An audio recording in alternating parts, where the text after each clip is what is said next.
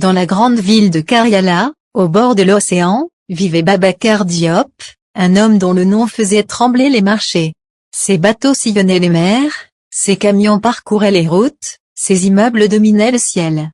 On disait que rien ne lui manquait, argent, pouvoir, respect des autorités. Mais au milieu de toute cette abondance, il n'avait qu'un seul héritier, son fils Malik. Malik grandit dans le luxe. Dès son enfance, on lui tendait des plats en argent, on le couvrait de vêtements importés, on le conduisait en voiture même pour aller jouer.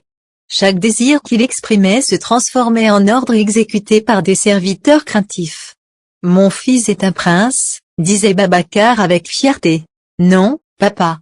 Je suis un roi », répondait Malik avec arrogance, levant la tête comme s'il dominait déjà le monde. À l'école, il ne supportait pas qu'on le contredise. Quand un camarade osait lui tenir tête, il riait fort et lançait. « Tu ne sais pas qui je suis ? Mon père est Babacar Diop. Même ton père travaille peut-être pour lui. » Et souvent, il avait raison. Alors, les enfants se taisaient, humiliés. Mais derrière ses sourires insolents, beaucoup le détestaient.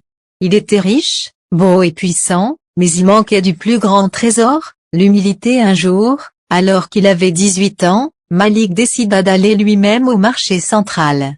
Il marchait entouré de 2 gardes, vêtu d'un boubou en soie et chaussé de sandales de cuir importées.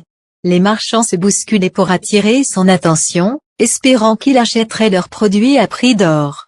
Mais au détour d'une ruelle poussiéreuse, une vieille femme s'approcha de lui. Elle portait un pagne usé, un foulard décoloré, et ses mains tremblaient sous le poids d'un petit panier de feuilles médicinales. « Mon fils, achète-moi un peu de mes herbes. Je n'ai rien mangé depuis hier, dit-elle d'une voix rauque. Malik la